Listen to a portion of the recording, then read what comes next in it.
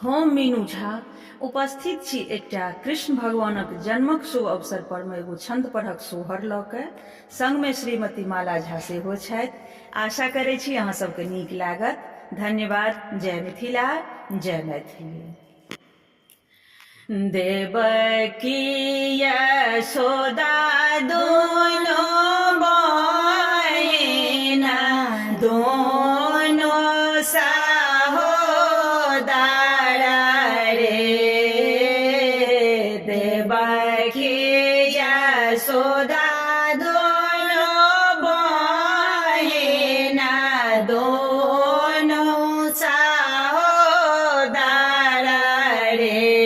ललना रे गोकुला में थोला दोए नागरा के बीच में जामुना बहरे।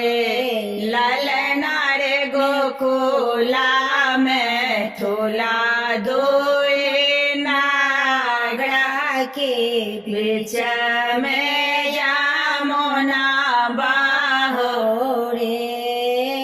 आहे पारा देवकी नहाओला ओहे पारा यशोमती रे। आहे पारा देवकी नहाओला ओहे पारा यशोमती रे। ललना रे दोनों माए भाई गेला भेंटा कुशला छे माँ पूछत रे। कुशल पूछत बहिन यशोदा कहो न देवकी बुझाई हे। कुशल पूछत बहिन यशोदा कहो न देवकी बुझाई हे। किया है बहिन मोह मलिन किया बदन उदास रे। किया है बहिन मोह मलिन किया बदन उदास रे। सात पुत्र दैव देलाने कंस हारे लेलाने रे।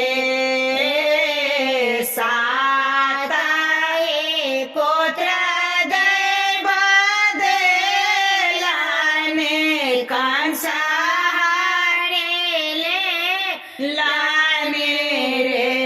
ललना रे आठा माथिका ए हो गाढ़ा ए हो नाहे बाँचत रे।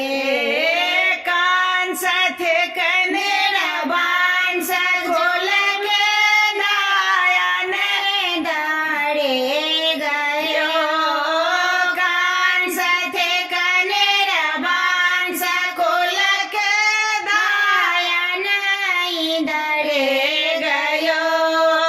तेहन बेरा अवतार लेता कंस हतन बांसयो। केहन बेरा अवतार लेता कंस हतन बांसयो। जे कियो इहो सोहर गाओला गावे के सोनाओला रे। ललना रे तेना कोले खाला छनि बेगोंठा के पुत्र